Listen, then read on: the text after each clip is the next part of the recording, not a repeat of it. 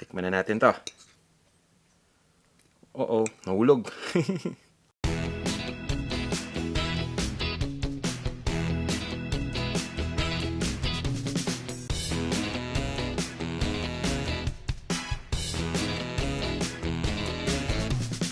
Welcome sa Panlasang Pinoy. Ang lulutuin natin ngayon ay isang simple pa rin na dish na bagay sa almusal. Pwede din itong ipalaman sa tinapay o ulamin sa kanin. Ang tawag dito ay tortang sardinas. Ito yung mga ingredients na gagamitin natin para dito. 2 maliit na lata ng sardinas. Ito yung sardines in tomato sauce. 2 pirasong itlog. Gagamit din tayo dito ng sibuyas. Sinap lang natin ito. Kailangan din natin ng bawang. Hiniwalang natin ng maliliit na piraso. Ito naman yung ground black pepper. At ito yung asin. Bukod dito, kailangan din natin ng dahon ng sibuyas, ng harina, at ng mantika. At ito yung kompletong listahan ng mga ingredients kasamang sukat ng bawat isa.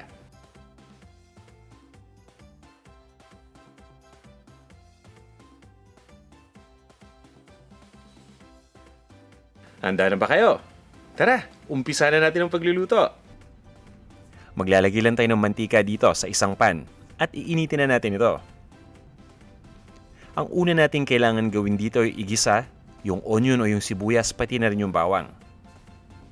At habang pinapainit natin itong mantika, ay isi-spread na natin ito dito sa ating lutuan. At pabayaan lang natin itong uminit. Ngayon ay ilagay na natin dito yung sibuyas. Ito yung sibuyas na pula na chinop ko lang. Basta i-chop nyo lang o hiwain ninyo ng malilit na peraso. Okay lang yan. Igigisa lang natin ito ng 30 seconds. Pagkatapos, ilagay na natin dito yung bawang o yung ating minced garlic. Igisa lang din natin ito hanggang sa mag-brown ng konti yung bawang. At mapapansin niyo na kapag nag-brown na yung bawang, yung sibuyas malambot na rin. Yan, haluin lang natin ito para maging pantay yung pagkakaluto.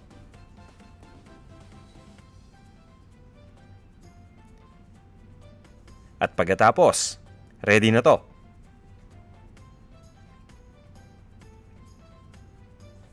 Ililipat ko lang to sa isang malinis na bowl. At pagkatapos ay papabiyaan lang natin mag-cool down yung temperature.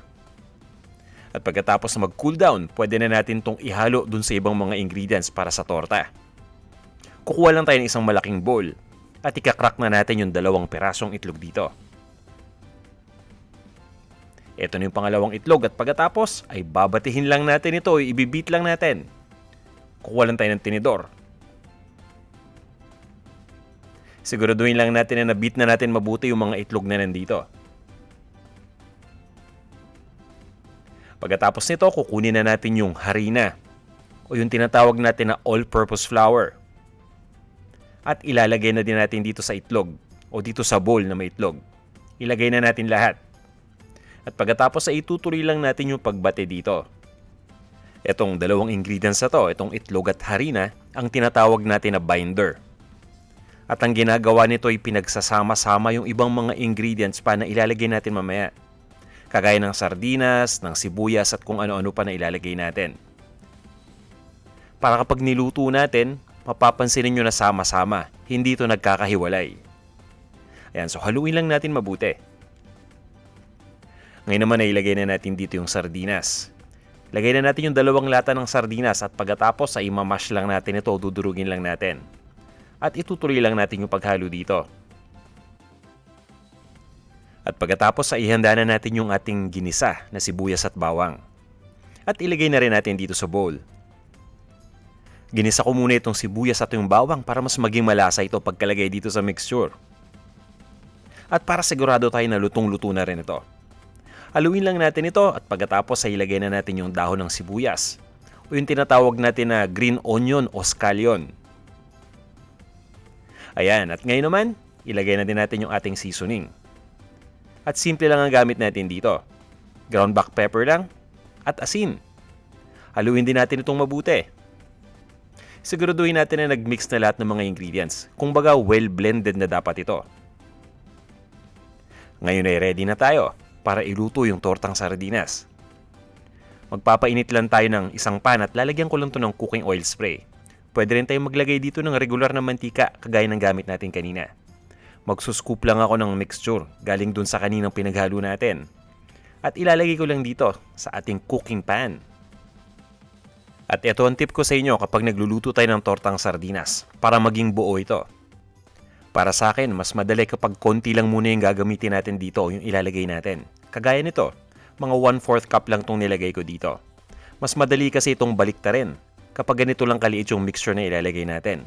Kumpara kapag nilahat na natin, pag binaliktad medyo may konting challenge, diba? So ayan, ang gagawin natin ngayon ay papabiyaan lang nating maluto ito. Siguro mga 45 seconds to 1 minute. Isa sa mga ginagawa ko para malaman ko na luto na yung part na nasa ilalim, ay kinakalog ko lang tong pan. At kapag nag-glide na o hindi na nakadikit dito yung patty, ibig sabihin, ready na yan. So katulad nito, di ba? Kapag kinalog natin yung pan na ganyan at nag-glide na o nagsaslide na, pwede na yan.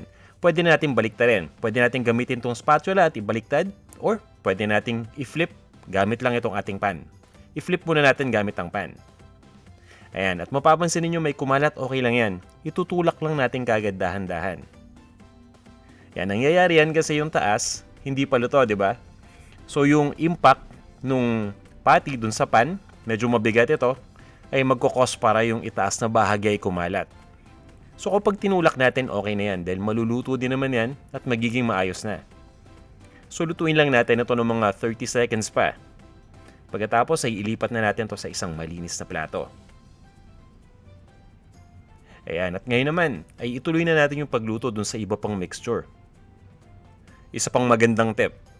Kung may natirang ganito, yung tipong yung pinaglutuan natin kanina, no, may konting mga piraso na natira, tanggalin muna natin bago natin ilagay yung panibagong mixture.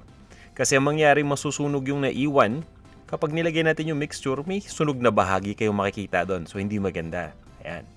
So, nilagay ko na uli yung oil dito at nilagay ko na yung pangalawang mixture natin. Ano? Ganun din yung pagluto natin dito. Sisiguraduhin lang natin na naluto na yung ilalim na bahagi at pagkatapos ay i-flip na natin ito.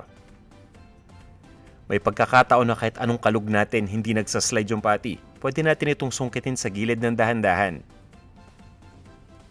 Nang sa ganun ay natutulak ito. Ayan, baka may dumikit lang kasing bahagi dito sa ilalim. Kapag nag-loosen na yan unti-unti magsaslide na ng madali yan. Ayan.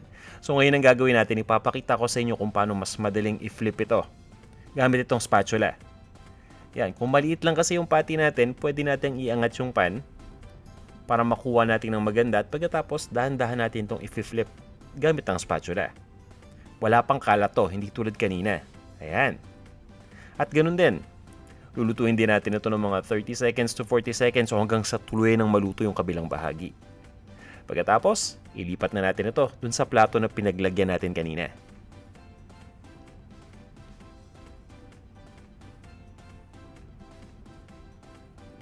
Ayan, di ba? Lutong-luto na din yung ilalim.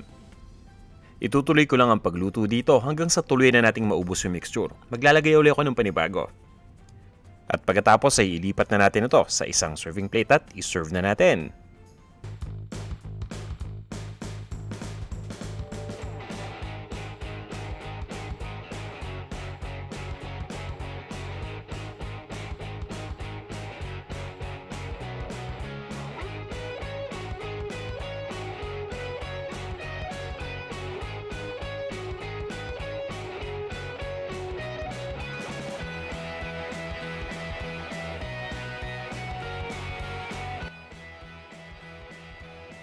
Ito na ang ating tortang sardinas.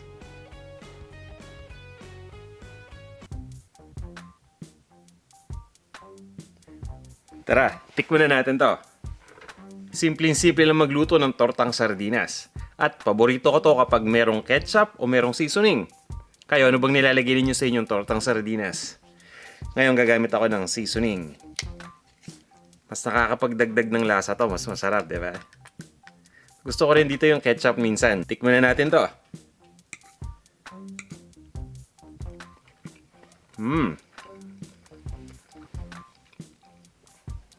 Ayos, ang sarap.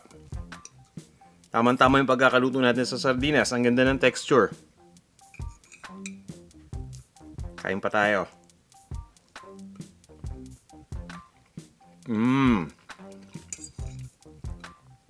Tama-tama tong pang-almusal. Tapos ipapalaman natin sa mainit na pandesal o ilalagay natin sa ibabaw ng isang tasang mainit na kanin. Ayos. Sana may natutunan na naman kayong bago ngayong araw na to. Kahit simple lang itong ating ginawa. At sana huwag niyo kalimutang i-like itong ating video.